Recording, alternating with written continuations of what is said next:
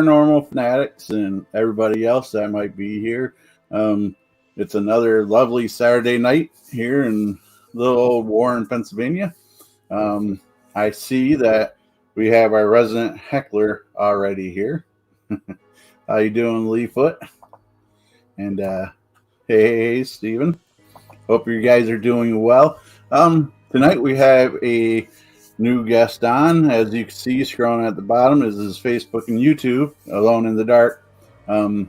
But I'm doing something a little different tonight, whereas I'm having my personal profile linked into this show. So normally, whereas primarily my paranormal side of things are in the crowd and such, now friends and family will be also invited in, and I'm losing thought because I'm trying to figure out how to word it right, because English is hard on this show. How you doing? DSCWNE. That's quite the name, right? Spell it out for me. What's that stand for? So next week, or the next show, which would be 2 weeks from tonight, we probably won't be doing one because, well, let's face it, it's Christmas Eve. And most people are spending time with their friends and family and loved ones and dear ones and other ones and whatnots and his nots. And anyways, and so I'm not trying to interrupt that. Maybe if we do a show, it might be like afternoon or something early. Time will tell, but probably not. So just stay tuned, in other words. But that's the end of my rambling and brain farts and such. So without further ado, I'm going to bring on Cameron from Alone in the Dark. Hello, Cameron. How you doing? Hi, Scott. How are you?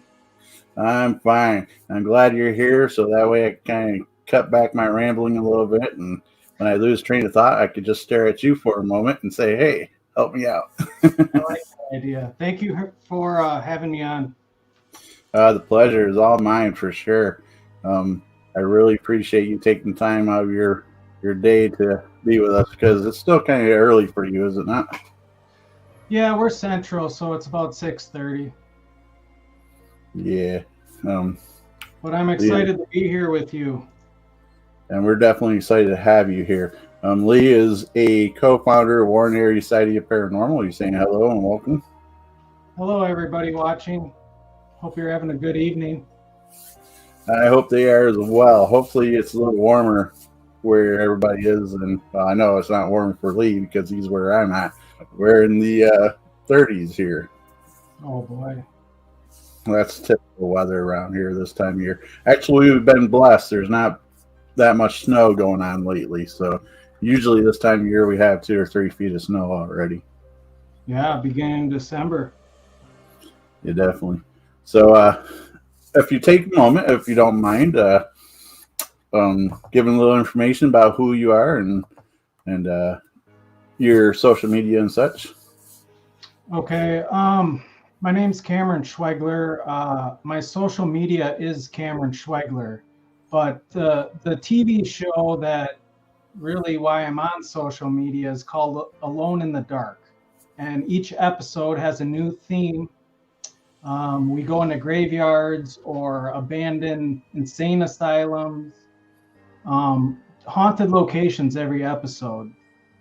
So part of the reason I'm on, Scott, is my new episode is actually revolving around the hotel room that Jeffrey Dahmer killed his second victim in. Wow. And my understanding is, and I see it in the background here, that you have a little intro for that set up, queued up for sometime in the show.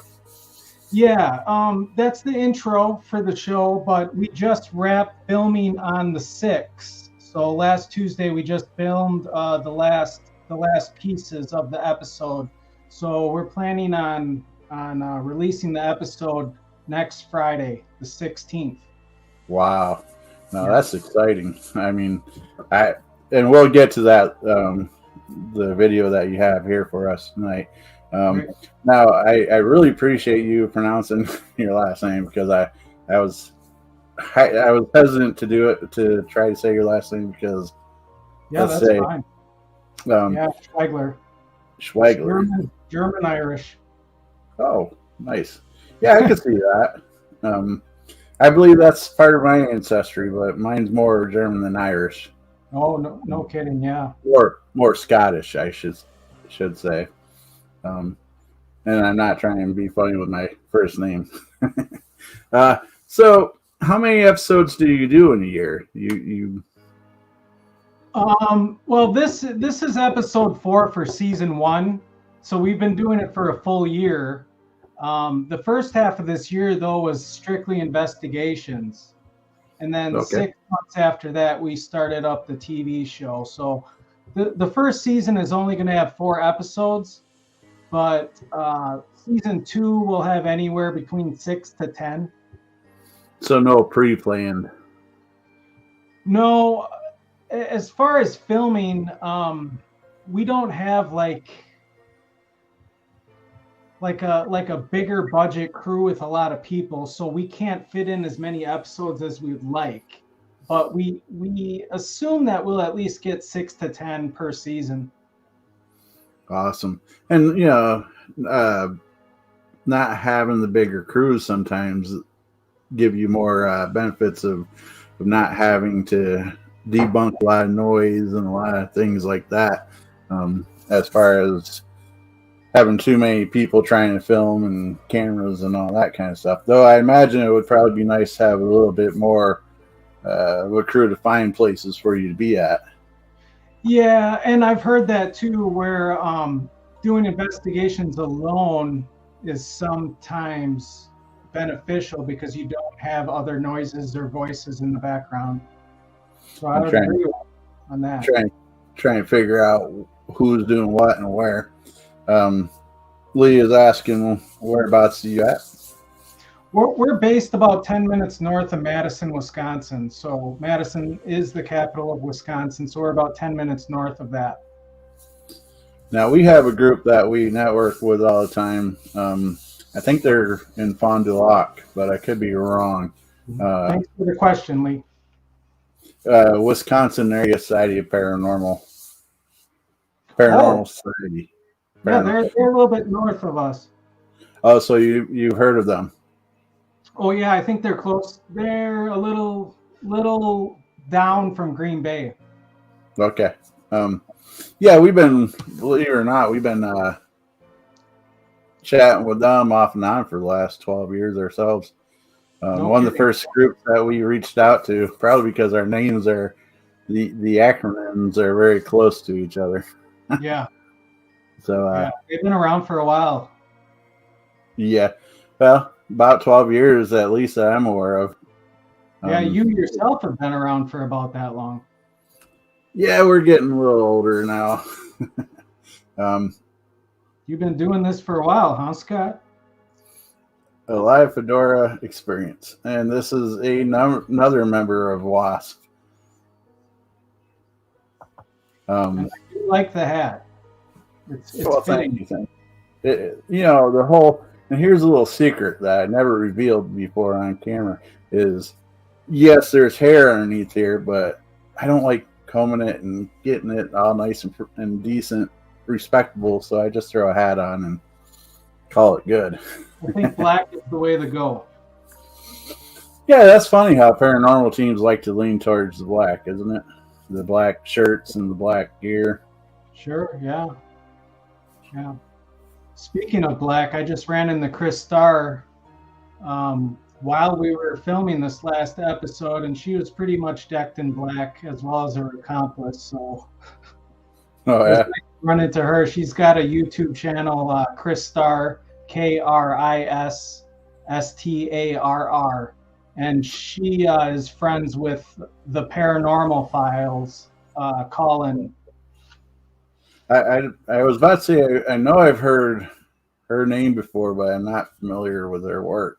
But I've, of course, heard the Paranormal Files. They're a little bit more well known by the name. Like I think it'd be a little, I won't say hard pressed, but you start getting outside of our little circle. I don't think many people know the members name of Wasp as much as just the name itself. But Every yeah, day I'm learning more. what's that? It seems like every day I'm learning more. That's a good thing, right? Yeah, it is. So now I kind of glanced through your channel, and life's been a little crazy for me. So I wish I would have had more time to watch your YouTube channel a little more. But seems like you're starting to center your stuff around historical figures and things like along those lines. Historical, like documented cases and such. Well, we've always centered around people and places, but this is the first time, this last episode, where we've actually opened up the door to true crime and true crime locations, which go hand in hand with the paranormal. So I'm guessing it's going to be something that we're going to see again in the future. Did you enjoy Infamous? Did you enjoy being for?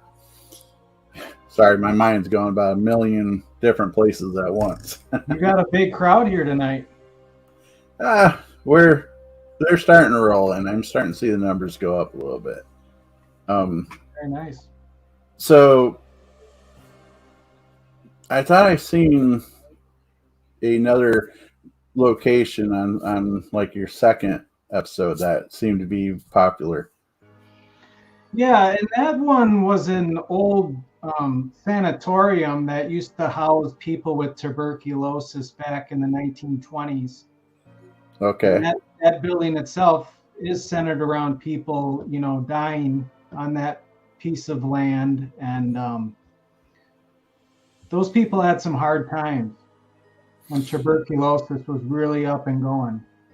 Yeah, I've heard that back in the older times that it was really hard for them to do nothing more than, there wasn't much they could do but just make them comfortable and let them live as long as they could. Yeah, and that one's called Sanatorium Hill, and that's a nice big building. They kept it original. People are a new company's in there now, but the building itself is gorgeous. Yeah, I'm sure. Is that a location you plan on going back to? I've thought about that. We have so many new locations. I think if it is going to be a revisit, it'll probably be another year or two down the road. Mm-hmm. But our schedule is getting real busy with new locations because there's really so many locations out there that even people aren't aware of. And those are the ones I love finding. Yeah. Which there's some hindrance, I'm sure, where you don't have the history to go back on from other teams or other people that's done any kind of research on it.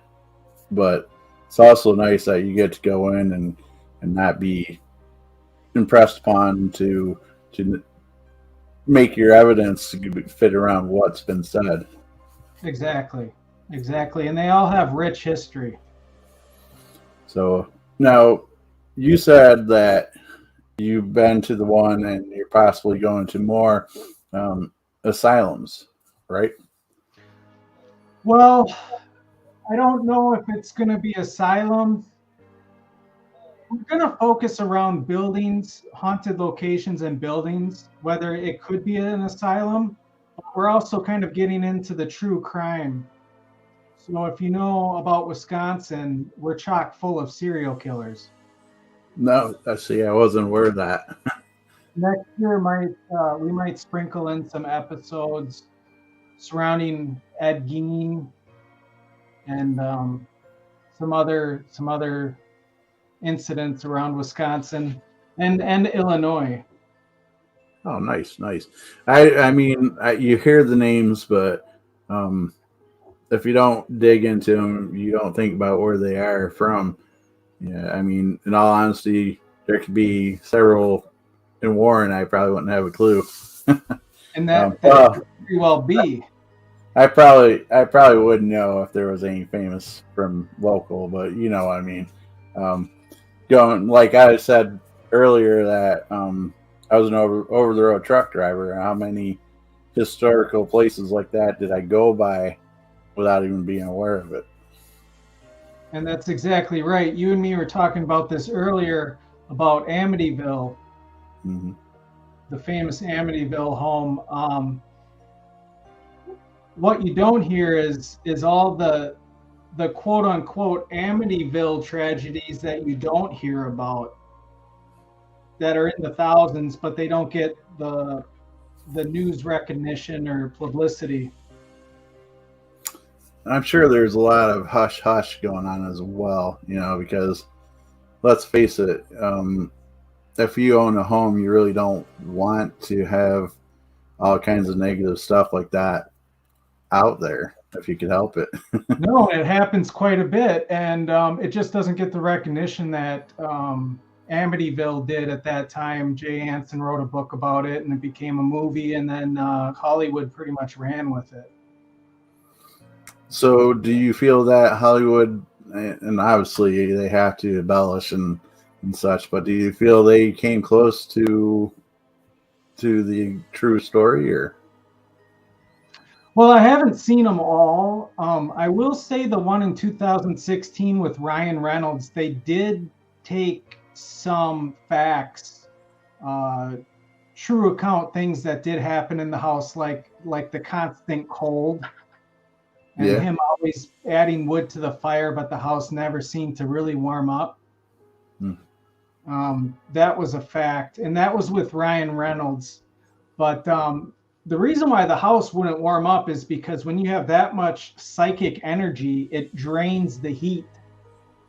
And then that's when you hear stories like, I saw something, it got cold, or it got cold, then I saw something. The entity is going to use heat sources, even your own body heat that you put off, and the heat in the room. Nice. Yeah, and that's why I try to be careful when we're out on investigations, not to say things like, well, use me, you know, take my energy, or, you know, I do my best not to say that because, you know, let's face it, we don't want them to overdo it. Boy, did they run with it. Yeah, Hollywood did run with it, that's for sure. And some people are aware of this, other people are not, but I actually have a pacemaker. So I don't know if that's something they would ever touch, but I make sure that I specify where they could get their energy from. You know, when I say use the batteries, I don't just say, well, use the batteries. I make sure I say, well, use the battery in this device. Yeah. You don't want to give yourself an open invitation to anything that could harm you. And I noticed that Colin with the Paranormal Files did that once. And if you watch that episode has Chris Starr at the Conjuring House in it as well. He opens himself up in the basement of the home. And a lot of bad things happen directly after that when you open yourself up to that kind of attack. And I feel for him, and maybe you agree, maybe you won't, but that's probably good that people got to see that as well, because that lets them know that the paranormal is not always fun and games. It can be dangerous. I think a lot of people, I mean, it can get very dangerous and even deadly in some cases. Yeah, I feel that a lot of people, when they first start off, they think it's going to be, you know, scares and that's it. But there's attachments, there's all kinds of things that could go wrong. Yeah, and you know, if you step back out of the box and look at what's going on in the world as a whole, it's really just a battle of good and evil spiritually. Because all you have to really do is open up Google News or turn on your television and you can see what's going on in the world. And really, it's a battle between good and evil. So to not invite that, especially in a place that's known for having high levels of psychic energy. Definitely. Yeah, even if it's not paranormal related, there's so much hardship and such as well that's putting that energy out. Yep. So very yeah, true. Let's hope Christmas could bring some of that energy level back up, right?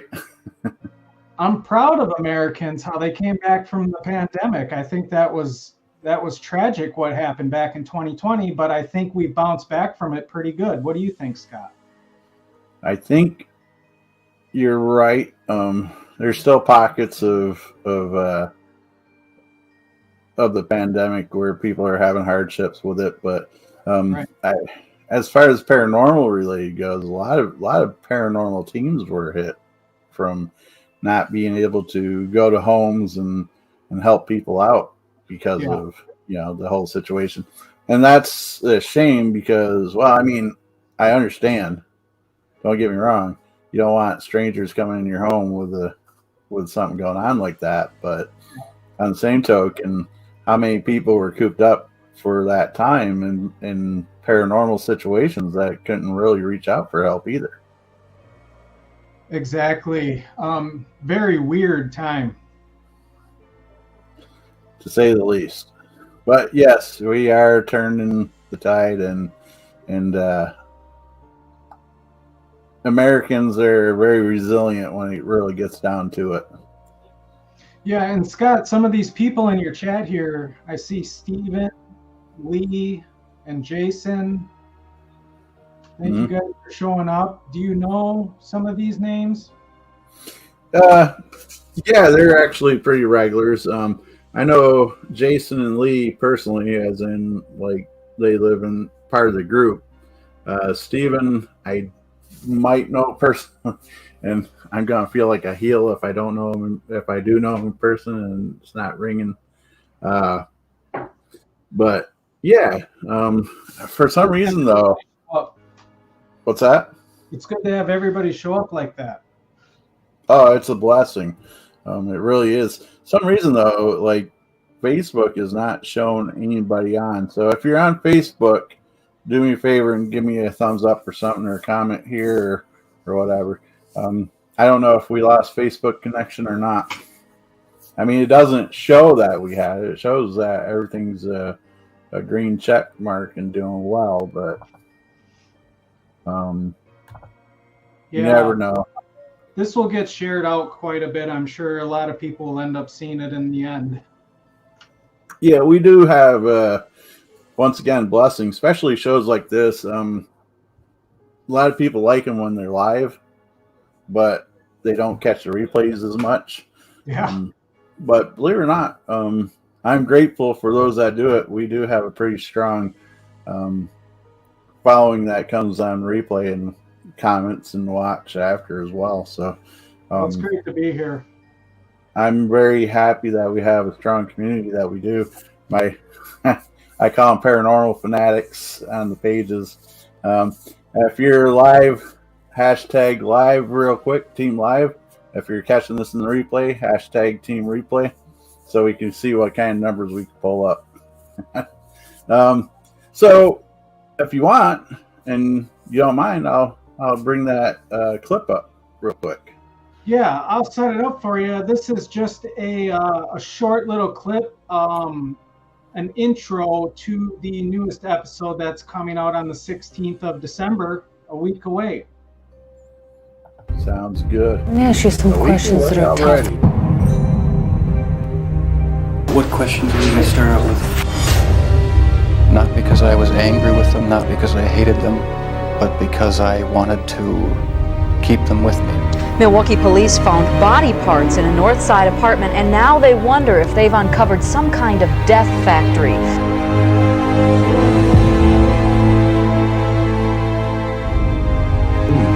You have people like me who is befriending you, and you are over here cutting up human bodies.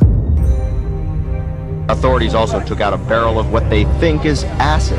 There are some big unanswered questions, though. Just who are the dismembered people killed in this mass murder? And he said to me, but Pat, when I tell you what I'm going to tell you, you'll be famous.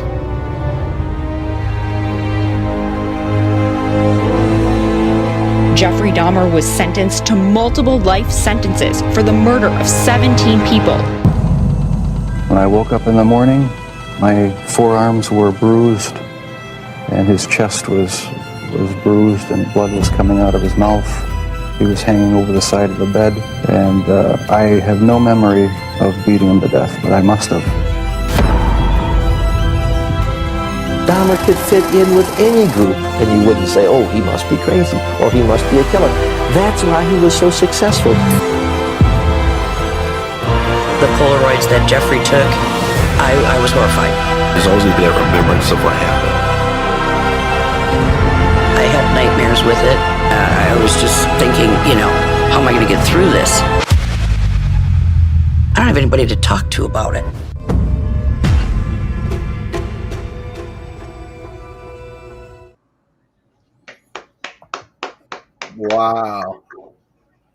Wow, that definitely. Thank you, Scott. Yeah, the episode's called Room 507. And that's coming out in 1 week? 1 week, yes. Next Friday, the 16th. I know where I'll be. It'll be uploaded everywhere. Now, is that going to be early day or later on at night? It'll probably be around the same time as like we're on, around 7 o'clock, 7:30. Wow.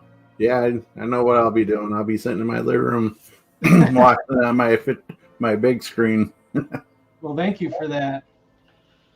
No, I thank you for sharing that with us. You're welcome. It's going to be a lot of footage with people who knew the victims, a lot of footage of the actual places where a lot of this happened. And then I'm basically inside the room where he killed the second victim. And now we conduct a little bit of a seance and some SLS stuff. So I think some exciting things will be in the new episode. It definitely, even just the history of it will be interesting. Seeing what you caught or how you conduct the investigation will be very interesting as well. Yeah, I hope you guys will like it. Now, out of all the shows that you've done, which one out of the ones you've done would you recommend people start with you first? Just start with number one and go on, or? I'll put it to you like this. This episode is the best one to date as far as production quality. But if you go back to episode 1 through 2 and 3 and to this one, every episode will have its own unique flair. The first episode, we go into a graveyard at 3 o'clock in the morning. And then, it progresses from there. But people can watch it one episode at a time, or from the beginning of the season to the end. Nice. I'm not 100% sure. Are you asking what is the broadcast format? Are you thinking, like you said, it'll be on YouTube and such, right? Yeah, Lee, great question. A lot of the stuff that I've been releasing lately has been going straight to my Facebook page and a lot of the paranormal groups. And then it's also uploaded to YouTube, which is my YouTube page. And it's the same as my Facebook. It's just Cameron Schwoegler, Alone in the Dark. I believe I found it through searching Alone in the Dark on YouTube. Oh, okay. Don't hold me. I do like 100 YouTube searches a day, but that seems to ring a bell to me. Now, see, that's nice that you have both social media, because like in Lee's case, he doesn't have Facebook. Yeah. Can you believe that in this day and age? Honestly, some people think it's a good thing. Oh, right. I just like picking on them. I will say, Scott, Facebook and YouTube have been pretty supportive, and I don't mind sticking with them. Sounds They've been good. real supportive. They've been a good platform for the TV show. They've been supportive of the TV show. So we're going to stick with YouTube and Facebook for the time being.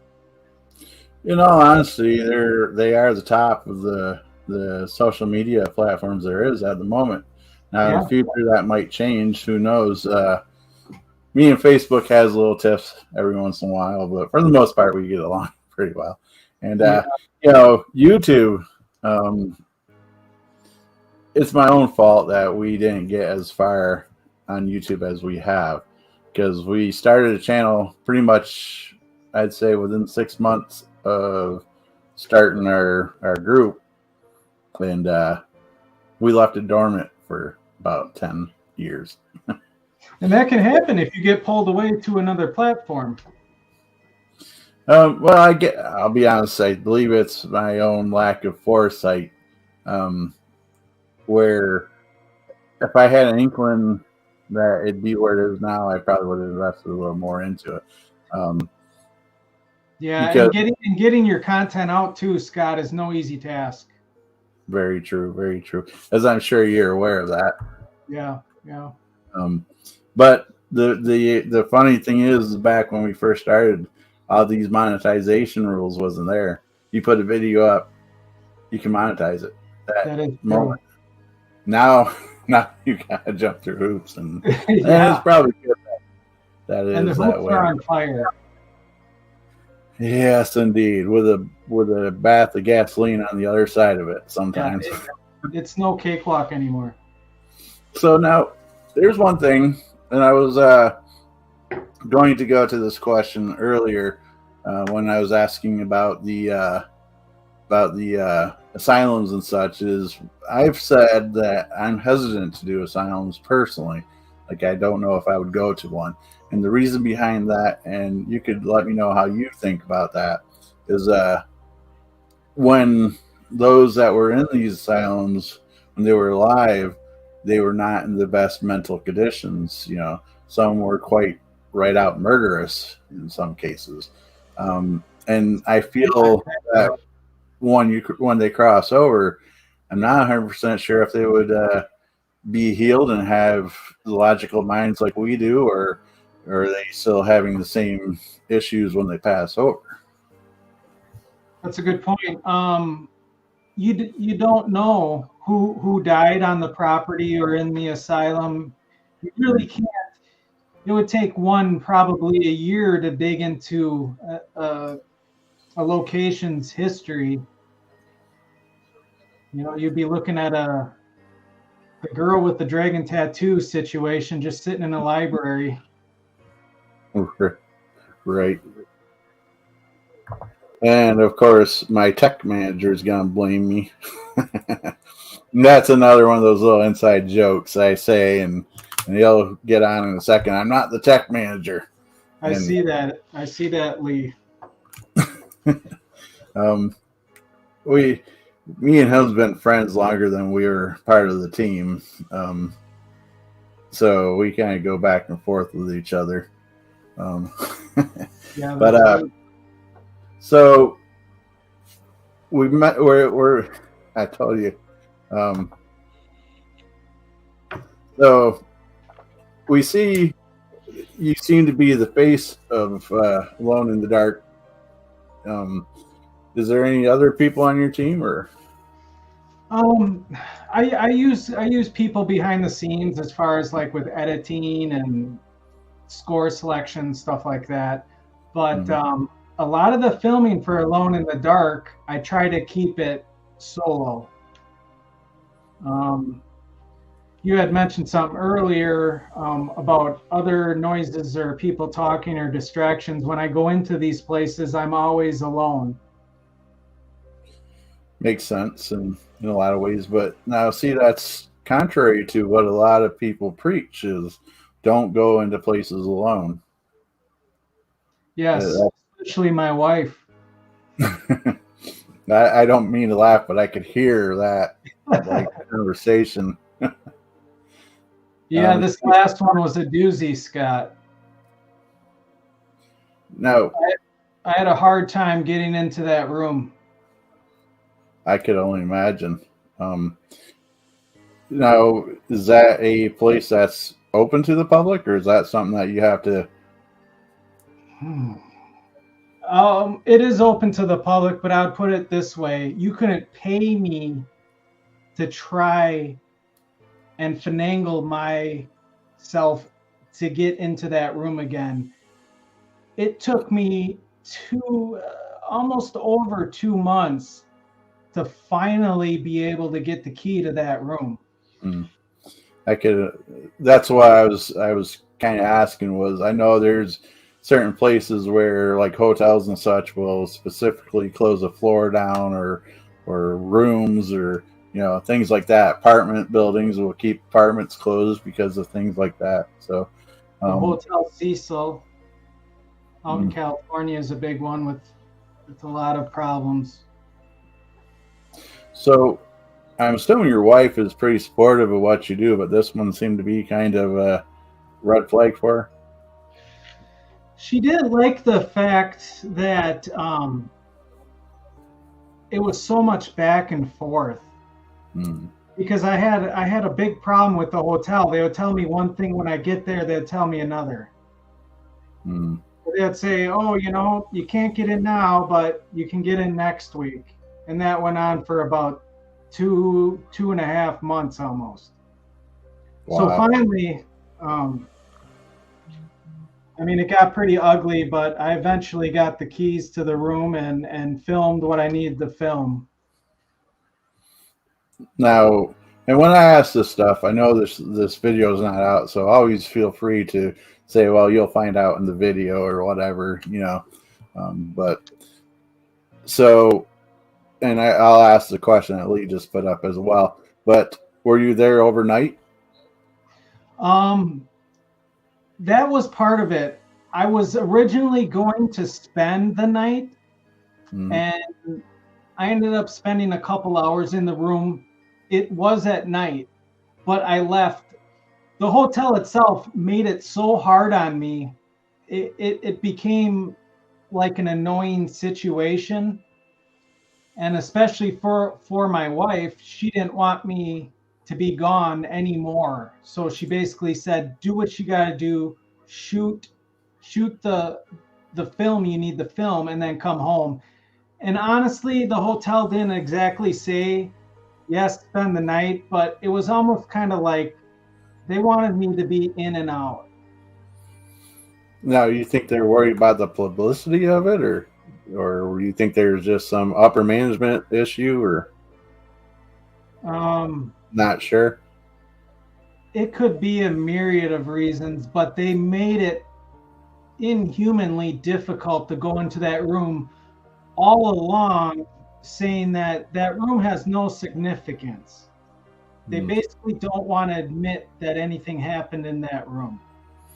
Yeah, well, in some ways I could see that from a business side of things, but from the other side of things, making it impossible to get in to that room. That actually makes it worse, because then that gets out and people are like, well, if there's nothing there, then why aren't you? I think I've only seen one other YouTuber get into the room, and that was Colin from the Paranormal Files. Is that probably going to answer this question? How did you find out that was indeed the room? Well, from the hotel's standpoint, they're of the frame of mind that we don't know which room it was. There's been renovations to the room. The room 507 has no significance at all. They even go as far as to say, we don't even know if Jeffrey Dahmer even really stayed in the hotel. We don't have any records of it. So they're trying to distance themselves from anything to do with it. Now, from what you showed on that clip, didn't that show that hotel? Well, he did talk about the ambassador, and while he was in prison, he did write about which room it happened in. So Okay. it eventually did get out the room in the ambassador that Stephen was murdered in. So it wasn't just like you just threw a dart at the wall and. No, the hotel likes to say it's just internet rumors, but it's really not. He did write in prison quite a bit, and he did talk about the room 507 where it happened. And if you watch the video, I'm assuming Jeffrey didn't have a lot of money at the time, and when you go into the room, it's probably the smallest room in the hotel, and it's an 8-floor hotel. So generally the smaller rooms cost less money. Right. And so it doesn't surprise me at all that they don't want anybody in there. And I was persistent enough to actually get in and film the episode. And I hope Are you happy that you were? I was glad to be done with it, but I'm happy that the filming is over with, because they made it so difficult. Right. Yeah, I can see where that would be very frustrating. As a matter of fact, we were trying to get into a local establishment here for when we first started up, and they kind of gave us back and forth for a little bit, and we dropped it and left it alone for up until a few months back, and just out of randomness contacted them again under new management, and we were able to get in. So you got lucky, definitely, because it was by the grace of God that I was scrolling through old Facebook messages thinking about I need to delete this stuff because, well, why have it? And then all of a sudden that popped up and I was like, well, hey, reach out to them. So I'm a little curious, Scott, what location was that? Actually, we have permission to say it, and I got finished going through the stuff. It's a local playhouse called Struthers Library Theater. Like the 6th oldest operating theater in the United States. Nice. Who was on that investigation? Yeah, that took several years. We're still going through the evidence, and we're still got a video to do. We did some live, but I'm sorry I started speaking without really hearing the question. What was the question? Who was with you on that investigation? For the most part, the majority of the WASP members, Warren Area Society of Paranormal, unfortunately, Jason and his wife Angel, which are founding members, was not able to make it because she was sick. But outside of that, the rest of the team was there. Big building, 54,000 square feet. Wow. It was a lot bigger than we anticipated, that's for sure. Is there video of that? There is, and it will be coming out on our page probably within a couple weeks. So we got to get the evidence that we got to them and show them what we have before we put it out. I would love to put that on my calendar. Definitely, okay. I'll definitely send you a message and let you know. When that's coming up, because we caught some interesting things there. The sense where there was one other team there many years ago, and they isolated it to one room, having all the activity. And when we were there, the whole place seemed to have some kind of vibe to it, and evidence in different places in the room or in the theater. And I'm sure that you're aware of it, and not to dismiss what the other team got and the location, but spirits move around, So the odds are they caught it on the one night where they were just in the one room and kind of hanging out, I guess. I don't know. And we were lucky that we got it where we did. But there's some interesting things that went on there. Those old buildings are phenomenal. 1800s. And they just got done remodeling not too long ago, a lot of stuff. So we're thinking that might. Buildings are rich with history. And yeah, so very interesting place. You could probably kind of, if you have a little time, you could probably go back through some of our live videos, because we did do some live there as well. Yeah, I've been trying to dip into your videos on YouTube, and I'm liking what I'm seeing. Well, I appreciate that. There is some focus to it. We've been doing this for a while now, and I really enjoy interacting with other teams that I would have never had the pleasure of doing, and introducing it to our viewers, the other team. That's part of our YouTube live investigations and such, as much as possible. And every once in a while, I like to do weird food combinations. Yeah, it sounds like you have quite the community. And it's wonderful. They show a lot of support, though sometimes I wonder if they don't care for my stomach health, because they recommend stuff for me to try. Oh Lord, which channel can I see that on? Right on the paranormal page. Okay. When I've noticed that we haven't had a lot of content, I just kind of throw that in there for the fun of it. Like, not this past Thanksgiving, but Thanksgiving before, I did a slice of pumpkin pie topped with mayonnaise. Oh my gosh. You're killing me, Scott.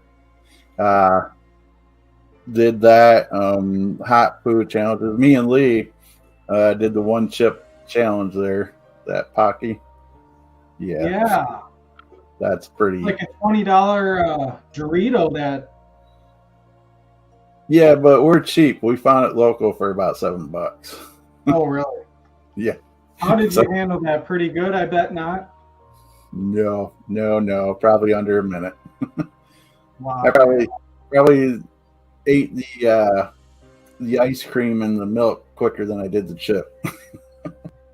Those spices yes, can get early.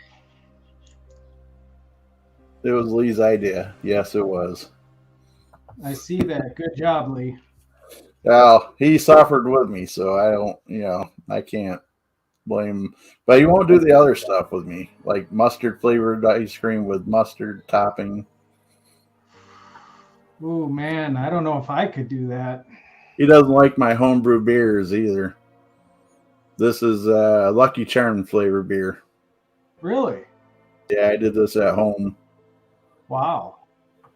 Nice. I've done other stuff, but so that's all the stuff you'll find on my channel. And that chip was awful. It was. He said it best. Have you had it? Have I had that chip? Yeah. Oh, no. The one time I tried a habanero pepper, I was a lot younger, and I'll probably never do it again. Don't care for spicy, huh? Yeah, when you eat that stuff and it's just pure concentrated spice, it really burns the insides.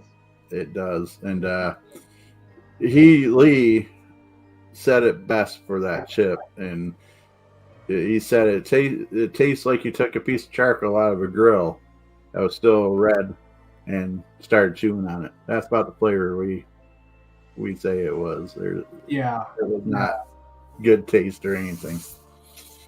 Yeah. So I don't recommend it to anybody. I couldn't do it. Not today. Yeah. I would do it again if it was for a charitable reason.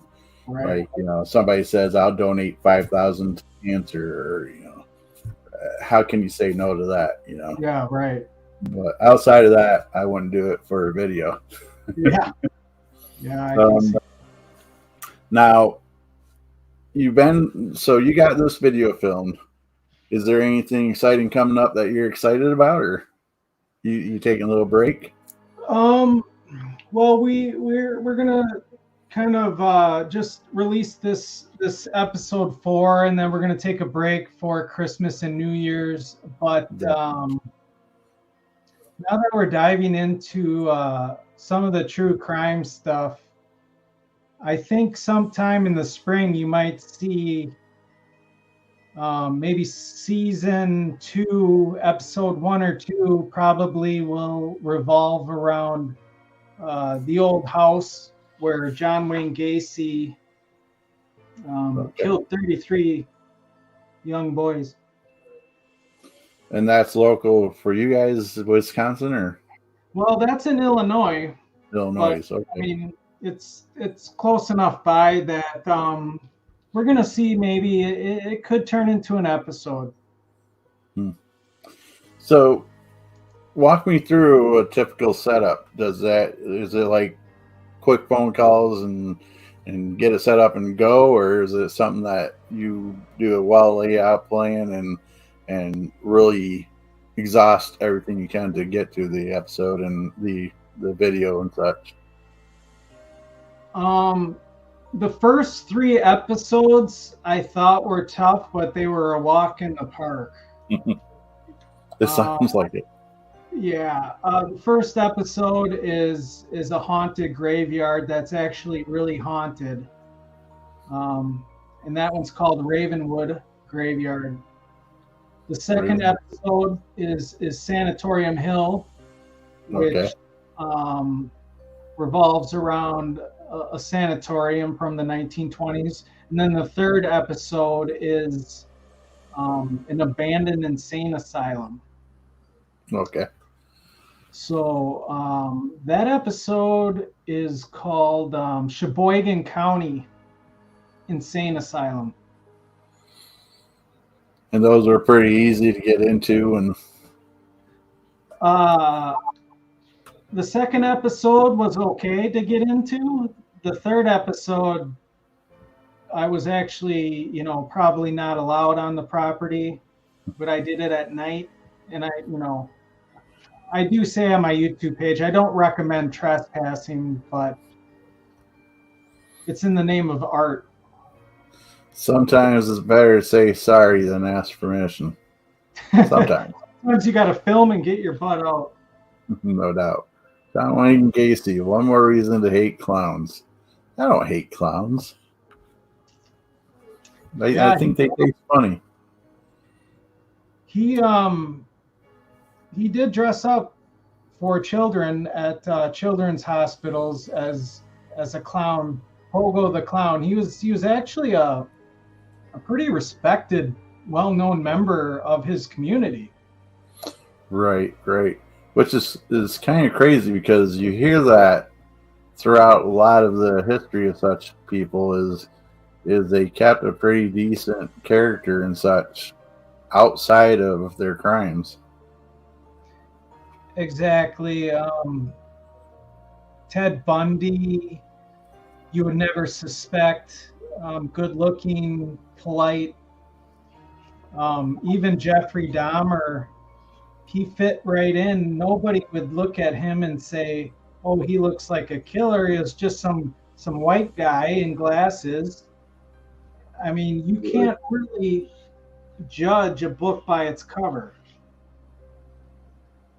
Right, definitely. Sorry, I thought I heard something off to the side. Yeah, I had mentioned earlier that I do have activity in this home. That's another thing that I go back and forth with on do I investigate my own home being a paranormal investigator? Do I get a different team in or just leave it alone? This place hasn't bothered me as in like I don't feel like there's anything negative here. But there is things that do happen here. Yeah, I have first-hand experience with poltergeist activity and things like that. Is that kind of along the lines of what you're dealing with? No. My understanding, poltergeist is pretty much German for noisy ghost. For the most part, they're pretty quiet on their own. They don't, little things out of the corner of my eyes, like will be seen. My one grandson had said that he's seen laughing at the comment. My one grandson, when he was about 4 years old, I have a river that runs through my backyard, and he was looking out the window down towards the river. It was during the day. He started singing a song that we didn't know about. Actually, it didn't sound English. It sounded like a different language, and we were asking, well, what are you singing, and where did you hear that from? I'm simplifying it some. And he said, pointed towards the river and said, from the lady down there. And when we asked him to describe it, and keep in mind, he's a 4-year-old kid, he just said an older lady wearing a black dress, and was down by the river teaching them the song. Kids are very open to that because they're not jaded yet. Right. And we don't tell them that there's no such thing. We don't see ghosts behind every doorknob, but we don't tell them no. As a matter of fact, they've been on a couple of investigations with us now. Kids, they can see things that we can't. We take them during the day when it's a little safer in places we've been to, so we know that the odds of anything bad being there is a little less likely. But yeah, they as long as they're not told no, you're right. They're very attuned to the paranormal. They're not told yet what they're supposed to see and what they can't see, and they're just open to everything that they see and touch. And right. My one granddaughter was quite cute. She was about 4 or 5 herself. The boy I was talking about earlier, his sister, younger sister, she took out some of our, I think it was our EMF detector, running around the house saying, "Here, ghosty, ghosty, ghosties." Oh, geez. Yeah, she was looking coming out. She was looking underneath the beds and looking underneath everything. Hi, Steph. Hi. You must be talking about Aria. Yes, I am. Now she can tell and show you how to use every piece of equipment you own. Yeah, well, pretty close to it anyways. Almost. We got a couple of new pieces of equipment Right. that she hasn't seen yet. She's 7 now? She is 7 now. You got a Ghostbuster on your hands. Well, gotta have the younger generations keep the team going. As a matter of fact, Jason and Angel's youngest son is an honorary member of the group already since the day he was born. But anyway, we're going on. Interested in that kind of thing, ghosts and stuff, even as a kid. Well, I'm not going to presume your age, but in the 80s and such, I was a teenager in the 80s. And even when I was like 10 or so, there was a lot more horror stories and ghost related stories than, say, even now. Well, I guess maybe not, but it seems to be more of a culture back then. Yeah, 80s were big with movies and things like that. So I kind of grew up with like thinking that would be kind of cool to be doing what I do now. Though I did imagine that it was going to be more along the lines of like Egon, and I knew I wasn't going to have a proton pack, not like that, but a little more. There, what would Egon do? One of the greatest movies of all time. Have you seen the newest Ghostbusters? I did see it. I didn't think it was too bad. I think they're going in the right direction. I don't think they'll ever be able to replace or compete with the original 2, but I think they're headed in the right direction. I agree, and the reason why I bring that up is because I find it very touching how they handled the death of Ramus there. I agree. That was one thing I liked about that movie. They paid a little tribute. They did well. So back to the topic, kind of. Not that we were that far off with it, but where do you see yourself in a year from now? Well, I mean, filming isn't all I do. I also, on the side, I run a nonprofit called Sweeps. So Called what? It's called Sweeps. It's an Sweet. acronym. But I do that on the side when I'm not filming. I mean, we're open 24 hours, but I do get a lot of people contacting me for advice. They may think something negative is in their home or something like that. So I also do that. I try to help people and sometimes even go out and try to clean a house when I can. Oh, okay. If you want, you could touch on the nonprofit a little bit. But now, once again, are you alone when you're doing these places, or? Yeah. It's been getting so busy to the point though where I've gotten to the point when people call, I have to have some kind of evidence now, whether it's some kind of video or tape recording or something moving. Because honestly, I found that sometimes I'll go out to these places and maybe you're just dealing with somebody that might have a different issue going on that's not so much paranormal. Right. We've came across that ourselves. Now, is it something that you might do in the future? Have more people along with you, or you just gonna stick to what you have now?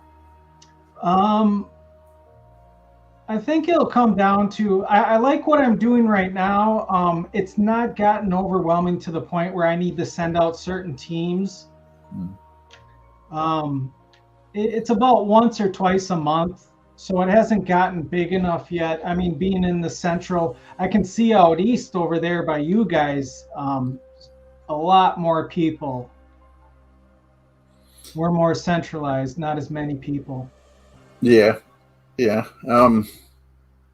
Now, would you recommend to anybody starting to get into the field and such?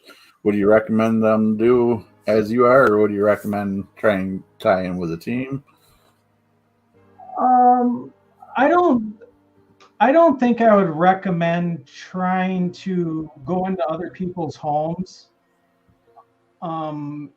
unless maybe you're going with another investigator and have at least a couple years under your belt to know what to look for. Makes sense. What I would recommend for somebody trying to get in to the realm of the paranormal is start with researching what the Warrens did. And on YouTube, there's a show that Ed and Lorraine did with Tony Spera, where they talk a lot about hauntings and things like that. Just do some research, and then you can reach out locally because they have ghost walks, ghost tours, things like that. And you can get your feet wet and decide if it's something that you even like. My ego must be getting bigger because you said what the Warrens did. I thought maybe you're... Honestly, when I saw your name at first, I thought you were associated with the Warren Foundation. And you know what? Every once in a while, I'll go to a web browser and look up on Google or whatever. I type in our name, and 97% that pops up is the Warrens. So they're our biggest competitor. And for the up and comer, like your nieces and nephews and stuff that are into it, the ghost shows on cable, Ghost Adventures and the Haunted, and it's just fun to learn about it, and maybe watch a couple episodes of that on cable and just get scared. And then during Halloween, when things come up, sometimes they'll do graveyard tours, or right. You can buy a ticket for $15-16 and they take you through an old haunted canning factory or something like that. That's a way to get into the paranormal without actually putting yourself in danger. Very true. And all excellent points. And we've even hosted similar things. Ours was inside our local mall. We would investigate for charity. But So yeah, there was a lot of people that's never done the paranormal that investigate that went to these events that we did there. And believe it or not, the library theater that we were talking about just not too long ago are now starting up tours through their building. So I think it's a good idea. I've been seeing more of it lately. I'm not yourself putting on paid ticket services. I think it's great. I do, and I lean more towards favorable when it's related to, like, say, help restoring buildings and such. I tend to be a little more forgiving on prices and such for that. Yeah. As far as personal teams earning money through graveyards, going through graveyards or whatever, great, but don't, in my personal view, don't charge $100 a person to do that. Yeah, and some of them do get pricey, Scott. You know. Right. And I understand making a little money because doing this stuff is not cheap. Not at all. Like with this StreamYard, I pay just to do this without all the ads and this and that involved into it. I pay, I think, $12 a month. Doesn't seem like much, but that's a couple lunches. It adds up. So I mean, I could understand reasonable ticket prices and such for teams trying to earn a couple bucks. So yeah. What I would recommend for people interested in the paranormal, watch shows like yours. Thank you. You can learn a lot from different teams, and that's what I like about YouTube and Facebook and such is when I watch them personally, because I do watch these shows, and I try to figure out little things like the latest craze now is those cat toys, those flashing cat toy balls. Oh, yeah. I never thought about it until I seen a group from England using them. I'm like, well, yeah. So I picked up 9 of them for $18. Yeah, and all those EMF meters and stuff, they do work. I mean, they do pick up that electromagnetic energy. But you don't need the $400, $500 piece of equipment to do this either. No, I think you could do it on a budget and still have a very good time with it and still get results with some of the stuff. Like you said, some of these new things aren't as expensive and you can still get results. Some of the equipment I use, though, I'm not going to lie, it took me a little bit to save up for some of the stuff. When I go into a lot of these places at night, I need to be able to see in the dark. Definitely. So I have to buy infrared equipment to be able to see in the dark, which can get pricey. It can. Though I see the prices of that stuff is starting to come down too. I will say for those watching, a little tip on trying to save a couple bucks when you're looking online to buy anything, do not type in ghost hunting equipment. Type in the word infrared camera, type in the words like that, because you're going to save money just by not typing in ghost hunting. That is true. There's always a lot bigger markup when it's labeled as being equipment for ghost hunting. Amazing, isn't it? I will say though, Scott, the equipment I use is actually I get two forms of use out of it. The infrared is one of the only sources. I found full spectrum is also good, but it's not as good as infrared. Okay. Infrared is one of the best sources to pick up spiritual energy. And I've been in a lot of haunted locations, but the only time that I've seen actual spirit, they are orbs, but the times that I've seen orbs that are spirit orbs are generally in graveyards, which are technically ghosts. So you feel that more towards cemeteries is more able to be called spiritual as opposed to other locations. And I'm not saying you're saying that it can't happen at other locations, but you find cemeteries and such more active for you for that. Or if people died on a certain part of land and they haven't moved on quite yet.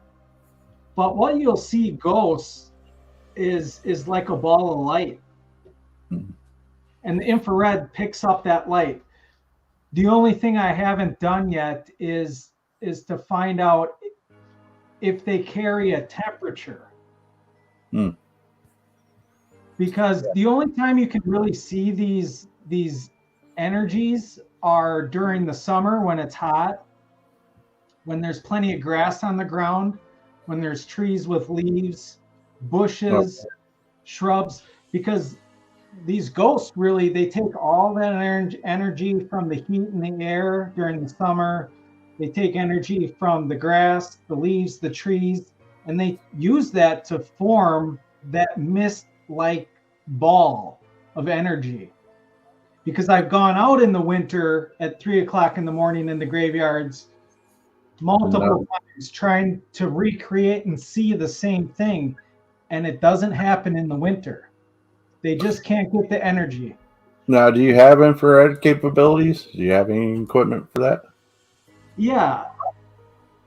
And I have video of these spiritual orbs on video. I have pictures.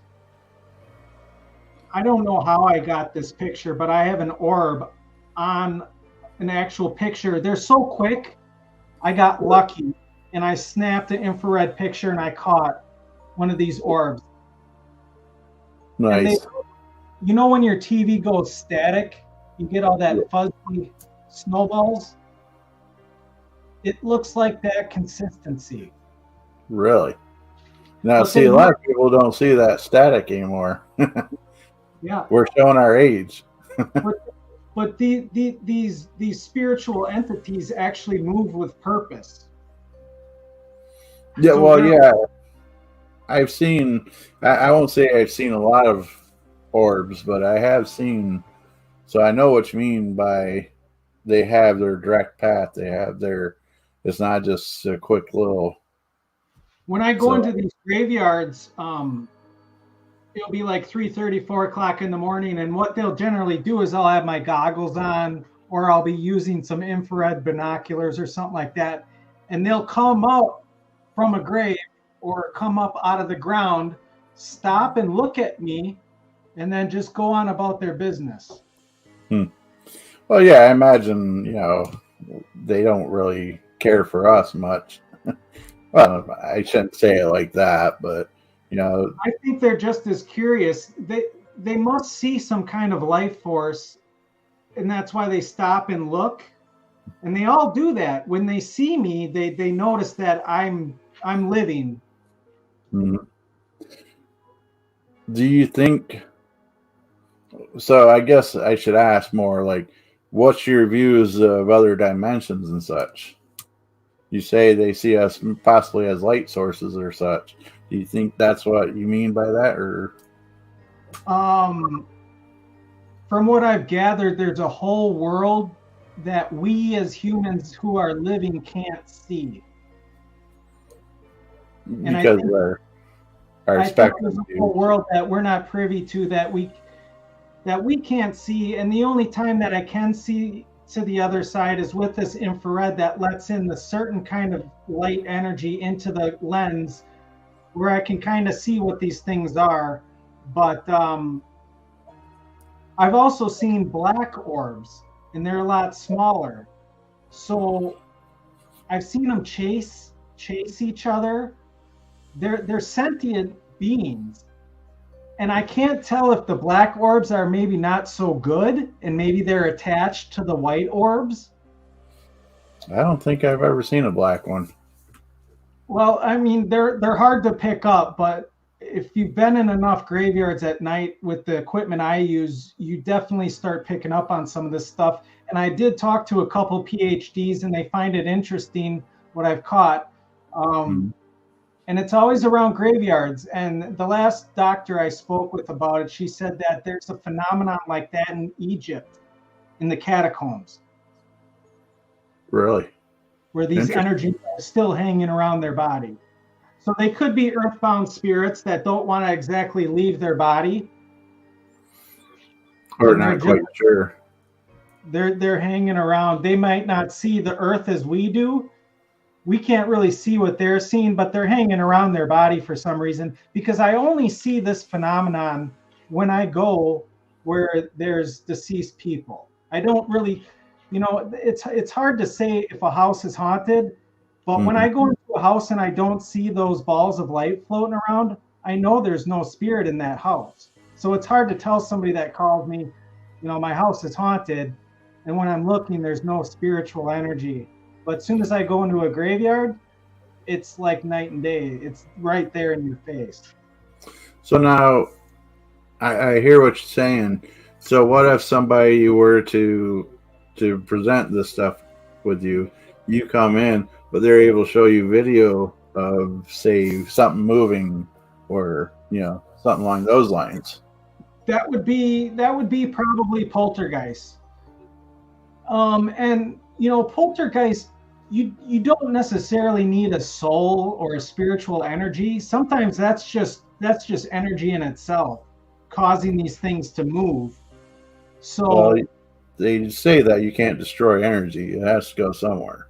That's exactly it. That's the concept. So whether a poltergeist is good or bad, I don't know. Some people seem to think that all poltergeist is demonic. Just because of the powers. When you see like things flying across the room, smashing, breaking, getting set on fire. It's easy to have that view that, because if a person was doing that, you would say, well, they're bad. Human spirits don't possess that kind of power. They may be able to show themselves, maybe do something small, but not anything like poltergeist. I mean, that's a powerful entity that's not human. And I heard you say earlier that you will go into a home to clean a home. That's within your realm of abilities. Yeah. There's certain prayers we use. A lot of the times we use holy water to cleanse a home, which is blessed holy water. Right. Certain house cleaning rituals and stuff like that, where you're saying prayers throughout every room and sealing windows and doors and things like that. And if there is something negative, they'll want to bug out. We use blessed incense. And how it was told to me is, if you don't, let's say you don't like rap music and cigarettes, and your friend says, let's go to this club, I really like it, but all they do in there is smoke cigarettes and play rap music, you're probably not going to want to hang around very long. Right. Try to cut out as quickly as possible. Right. And that's the reason for doing those things. Now, do you have like aftercare for these clients, or you just let them get back hold of you if need be? A lot of them do reach back out. They like somebody to talk to, and they want to hear from me if I've come up with any more ideas. But a lot of them like to call back and just say, I haven't had anything, but this happened the other day, and I think there might be still something here. And I kind of got to coach them on what to do, but not re-invite it back in. Yeah, they like to stay in touch, but eventually when things calm down and I tell them what to do to keep the process up, they go on living happily. Well, it sounds like, in my view, in my opinion, you do the right thing by giving them the control after you leave to steer their destiny, so that way they know they put that positive in their home and they're able to finish up with themselves. Because I feel that's a personal mistake, and I don't mean if a team goes back once or twice, But if you start going 3, 4, or 5 times back to a place, I don't think you're doing a service to the client. But if you set them up to be their own master of destiny, it goes a lot further. That's exactly it. You give them the tools to do it after you leave, and then they can keep up with it. So I definitely agree with what you're saying. That's for sure. Now, I guess I never asked this, and that's one of the things I usually ask, and forgive me. How long have you been part of the paranormal? Not even so much on the social media side of things. Well, it started when I was really young. When I was about 8 or 9 years old, I got into the paranormal really, really heavy. And okay. I would actually go to abandoned places and do everything that a paranormal investigator would do today. I always say to my wife, if I would have just stuck with it, I would have been Zach Bagans. No doubt. Because that wasn't big back then in the early 90s, or even 1989 to 1991, 92, things like that. But I was doing it back then. And then I actually got a lot of negative feedback from friends and stuff. Like, what are you doing? You know, this is crazy. So I put it down. I put it down for a while.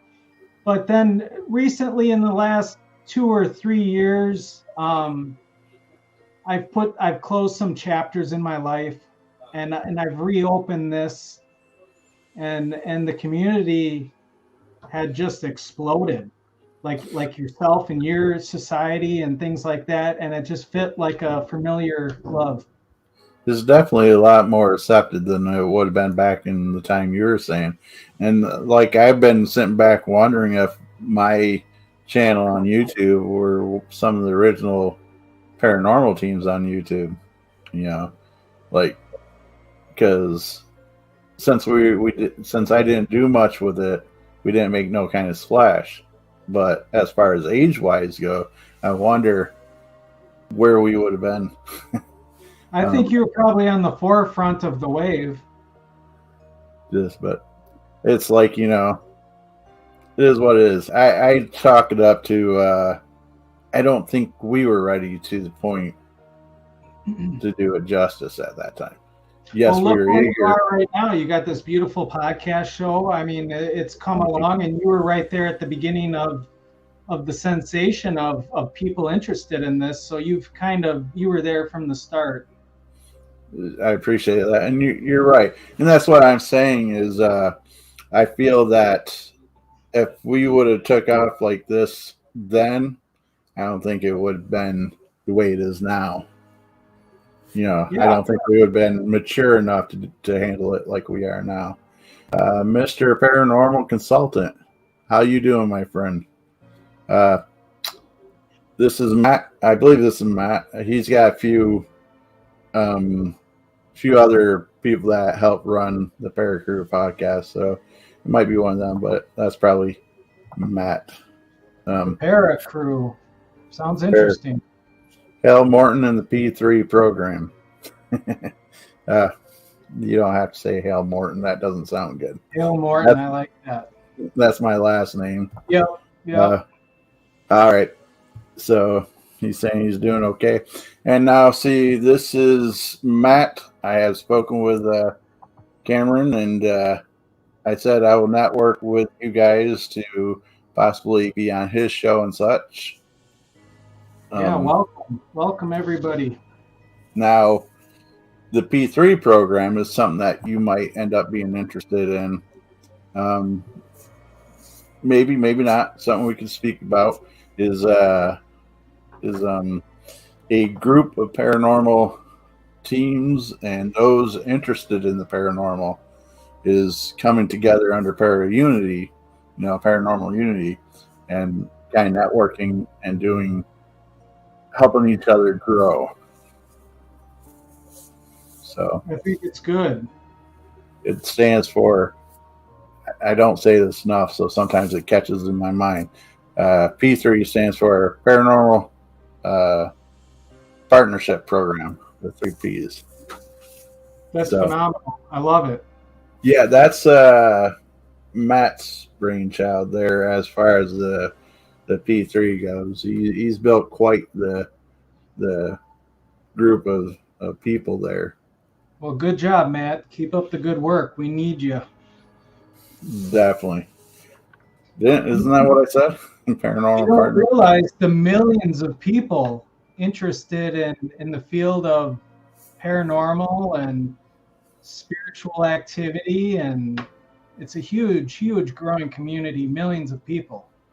Well, what I like about that program, the partnership, is you don't have to be part of a team to be part of it.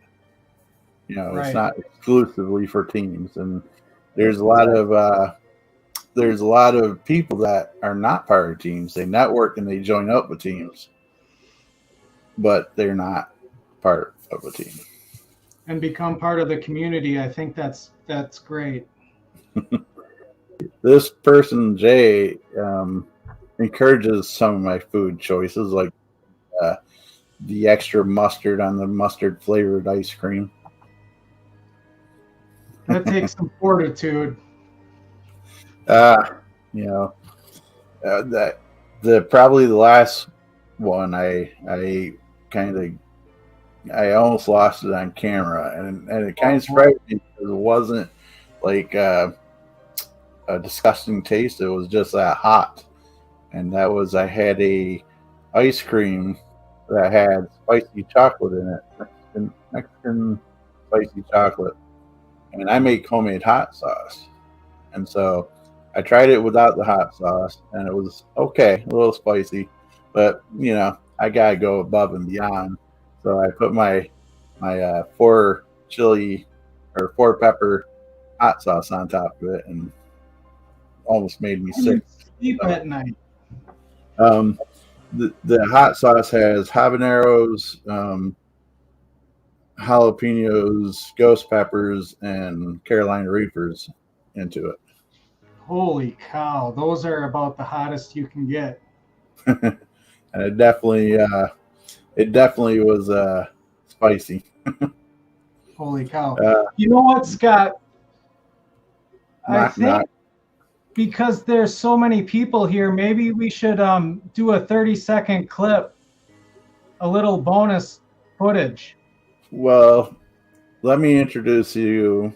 And I don't see why he's hiding in the background because he's got control. But let me introduce you to Matt personally. What's up, everybody? Hey, Matt. How you doing? So Good. I don't know why I don't. Yeah, I don't know why I don't get the notifications anymore that you went live. I just saw it and I was like, wait, what? Fedora's live? He blocked me. I mean, he doesn't care for me anymore. I'm yesterday's. Oh, yeah. Uh-huh. But you were saying you have another clip? Well, this one actually has, this 30-second clip actually has the name of the episode and some of the credits in the beginning, but I like it because it's all HD and it kind of gives an introduction to the whole episode. It's a small clip. I'll leave it up to you, but there's so many people here. Sure. If you want to share it, by all means, I'll pop it up onto the screen. I see that you're right. We have people here kind of hanging out, must be listening to us and such. So if you have questions or anything, please drop them in the comments, and we'll get to questions when we come back out after this clip. And welcome, Matt. You're not subscribed to the Fedora Tingle? Trying that. No, if he means tingle, that must be one of those Warren things. It's in the water. Yeah. Every time I go live, he gets a tingle. You need to get a big Fedora spotlight, so every time you go live, I see it. That's what you need. Yeah. Okay, without further ado, we will play this. Let me take the music off real quick. If it works. I uploaded it to you, Scott. If it works. All right, we'll put this video on.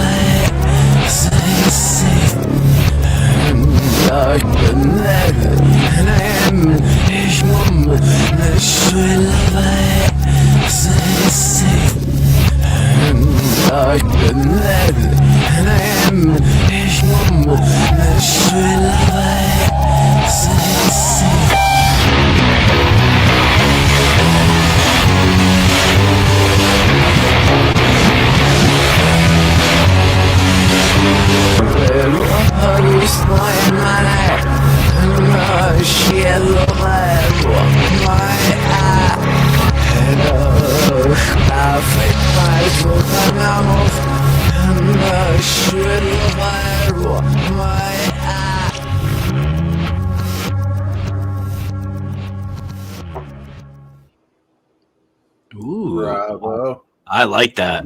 Definitely. Thank you. I hope you guys enjoyed the episode. That music though. That was good. Yeah, I can't believe I got away with that. YouTube let me post it. Was that your mic, Matt? What? It sounded like there was an echo. Oh, probably. You know me. Tidioute sensory thing. It's in the water. Tidiout's actually the town I live in. Mm-hmm. So Scott and Matt, that's the actual hotel that the episode revolves around. The room is 507, and that's where the murder took place. So we're in the room. You get to see a seance in the room. Nice. That's awesome. Yeah. I can't wait. Actually, I'm finding you on YouTube right now. Oh, thanks. Now, do you have a premiere set up for that? I think, Scott, we're going to do it around the same time as we did tonight, 7:30 on the 16th. Well, I'm saying on YouTube, you set it as a premiere.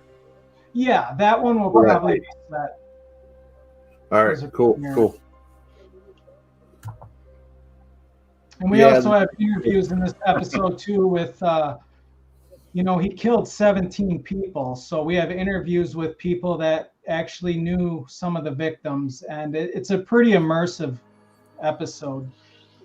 Now, I give you a lot of credit because a lot of people, when they do these kind of videos, they don't generally go that extra mile with the interviews and such.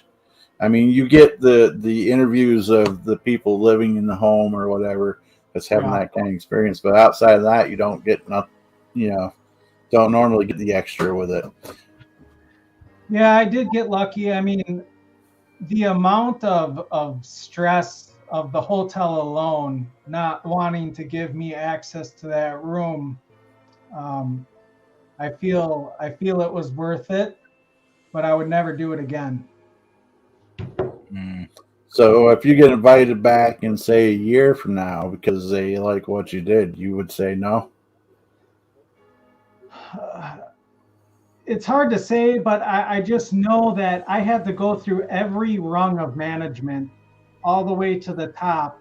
And, I basically had to throw a fit after 2 months of being turned down and lied to, and it was really a circus. That's crazy. Oh, that's kind of like the hotel I did here. Are you starting this Brady Bunch crap again, Fedora? I figure my name's a little smaller down there, so I would so that way it's not covering his face as much. I'm going to be a good host. Okay, I was like, we're doing this, but no, like the hotel. This isn't your show. Oh, okay. Well, that's true. Well, no, the Hotel Edison. We investigated that. Has a lot of reported activity, a lot of good activity. The main level and the basement, free reign. Like we had free reign to everywhere, the dining hall, all that good stuff. That was fine, but upstairs, they said we weren't allowed on this floor, this floor, this floor, that floor, this floor, and started restricting us to where we could go. And I said, is that because of, the people that are in the hotel. And they said, well, no, you're allowed in this, that room, but you can't be on this floor or that floor. And I said, well, where's all the activity? And they were saying some of the floors that were restricted. So I'm like, so we're not allowed to go where the activity has been reported. How's that going to work? And they're like, oh, you can set up a camera. Now, see, I've only been in one haunted hotel, and I'm sorry, Cameron, I didn't mean to talk over you. No, go ahead. Actually, me and Steph did a random trip just because we wanted to have a little alone time and away from the area. And we did a Google search of different locations like hotels and such. And we ended up on Grand Island. You might remember that video, Matt. We just randomly ended up there, and we didn't tell the hotel why we were there because it was just me and her. And we ended up in room 666 of all places. I remember that as being random, which was pretty cool. But we actually kind of took some of the equipment to go up and down the halls. We didn't do the spirit box because that's quite noisy, but they had a whole floor shut down, and I was curious if that might have been a floor of activity because it had a history of hauntings that was on the Travel Channel for being a haunted hotel with a little girl spirit and such. So, speaking of having places you can't go to and such, it would have been nice to be able to go onto that floor, I think. Yeah, like what you said, Scott and Matt, as far as the management not wanting you in certain areas, it's making me think along the lines of maybe they don't want any liability. If something happens, that they don't want any liability or any lawsuit at all or anything that they have to deal with. It's very possible. Now, I'm curious if event insurance could cover something like that. Yeah, I'm sure they have clauses. Is there a paranormal insurance? No, but there should be for some of these teams out there. There should be, or even locations like the asylums and such. I know some of them do. Like the Whaley House in San Diego, they have it. They have insurance and stuff like that, but you also have to sign waivers, and I think that's where they get a lot of places. I know there are certain locations that do require you to sign waivers if you're going to go investigate, which makes sense. They got to cover, just like we have to cover ours. I mean, my San Diego team, we had insurance. I had insurance for all my investigators and all the equipment. So that's amazing. That's quite. You've had insurance. I never did insurance. I never thought of it. Well, when I had 47 investigators and a couple $1,000s worth of equipment going into some of these locations, and out there, it's you have to. I should have it because I have Leafoot and JWoww. I mean, that's the equivalent of what you're saying. All kidding aside, they're closer to you than me, so that's all you. They might know where I live, but they're not gonna come here. I don't know why. I must be getting tired. So I'm sure that you guys could set up. I will set up a chat with you guys to possibly be on your show, Mr. Consultant. Of course. Mr. Matt has a very similar show to this, so his goes a little off the rails from time to time. Little. I'm intrigued. What show are you watching? You haven't watched any of the recent stuff, have you? With the blind eye. It's the only way to watch it. No doubt. But yes, I gave you credit earlier with the P3. Yes, your way now. Are you saying now or no W, as in no way?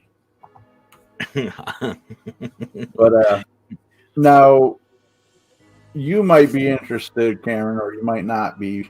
There is a new thing going on with Matt and Brian Laverty, I believe it is, with the world's largest ghost hunt. Global ghost hunt. Global That's the other one. The world's largest is the other one. I knew, but it was like I got you. So the global ghost hunt is something that Brian John Laverty created.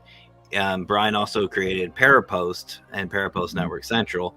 But what this is a global event that we're hosting 2 times next year in 2023, one in May, one in October, where the idea is to promote out locations and teams equally. Teams will be given about roughly 2 hours is what we're shooting for. But there's going to be full team support, full location support. There's customized merchandise you can get. There is a bunch of other things that we are offering these teams and locations to sign up for and what we can give and offer them. Basically, it's going to give everyone an opportunity to give themselves, the 15 minutes of fame that they deserve and to highlight them. And also, we're going to be doing a very special live event. Now, this is John, right? Hello, Crossover Paranormal. Jonathan Myers. How you doing tonight, John?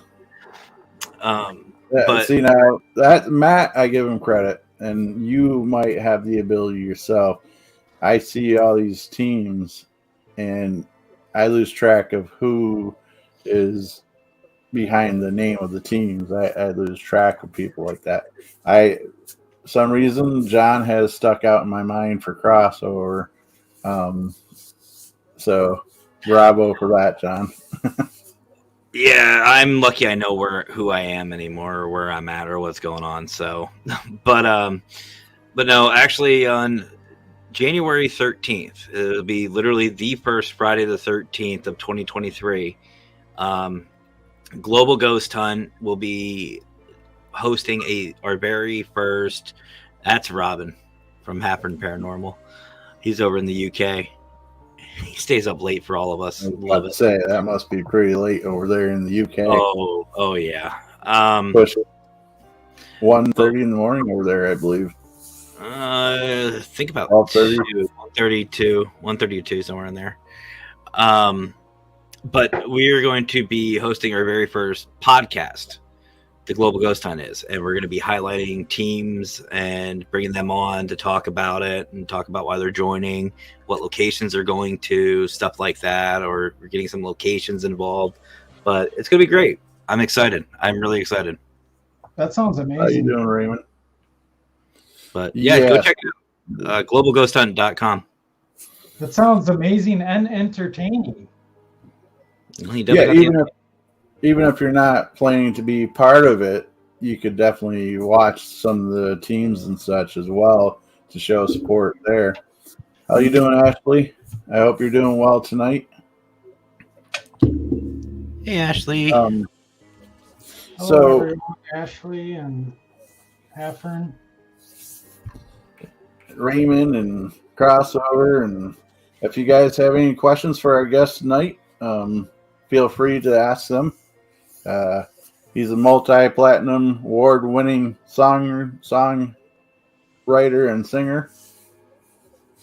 Very nice. Okay. I'll believe it. I don't care. If it comes from Fedora, it's truth. Oh, we won't go quite that far. Would your wife claim that you could sing there, Cameron? Who, me? Yeah. Deer in the headlights look. Yes, you.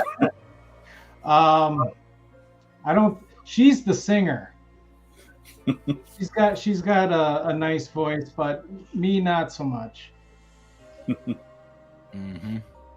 2:20 in the morning, almost the witching hour over there. Oh boy. Hello, Ashley. Well, I hope you get a good night's rest. Thank you for popping in, and yeah, thank you for everyone popping in. Definitely. If you don't mind, if you have any questions, feel free to ask. I'll just get in touch with you, Cameron, and we'll dive in on my show. Get you scheduled. It's very nice to meet you. Yeah, you as well. You as well. Actually, to be honest, Fedora brother, I just wanted to stop by. One video of me dancing. I'm not professional. I still say you need to bring back the good old boys. Good old boys on the porch. Mm-hmm. That was a little thing that me and Lee, as the channel's still there. I just don't have the password to it anymore. On YouTube, we were doing where we kind of sat on the porch of his porch and kind of just talked about anything that came to mind. That's what we need to do. We need to get that going. Get you, me, Dan, Al, Cameron. If you want to hop on, just have some fun. Get JWoww involved. Absolutely. I love this community. I'm in good hands with you guys. Definitely. We definitely feel that the community is what keeps us going, and I don't know how it happened, but somewhere along the line, everything lined up to where the people that are here and those that watch in the replays and such had just shown such support. This time last year, I was in really bad shape, and the love this community gave me was just astounding. I was very depressed at that point as well, and just the emotional support that they gave just helped tremendously. I don't think they realized how much it helped. Yeah, and it's growing day by day. I will, Lee. I'll let you. I will. I'll let you talk politics. But no, I just want to say one thing, because I do have to get going. I have actually a couple of videos I need to create tonight. But I'll be listening in back on Facebook. Cameron, I did actually find your YouTube. I am subscribed, so I'll be checking it out. But no, Cameron, honestly, Fedora here is too modest. And I've said this on my show. I'll keep saying it. One of the main reasons why this community has grown as quickly and as big as it has, right there, the Fedora. You're still not quite used to that, are you? No, I'm used to being over there. But I started out as the paranormal consultant doing just how-to videos, just little stuff. And by chance and by luck, I met up with Scott. And after at least a week or two, he's like, you have something here. You need to take this further. Broaden your expectations of yourself. And he pushed me to do all of this. If it wasn't for him, P3 would never happen. The show would never be the way it is, and the network and the community we have, it wouldn't be the way it is. It's all because of Scott pushing me. So don't let him undersell himself. He's got a big fedora. That's very nice of you to say. When Scott reached out to me, I saw how he ran things, and I immediately said yes. Yeah, I really appreciate it, but you guys make it easy for me to be this and be able to do this.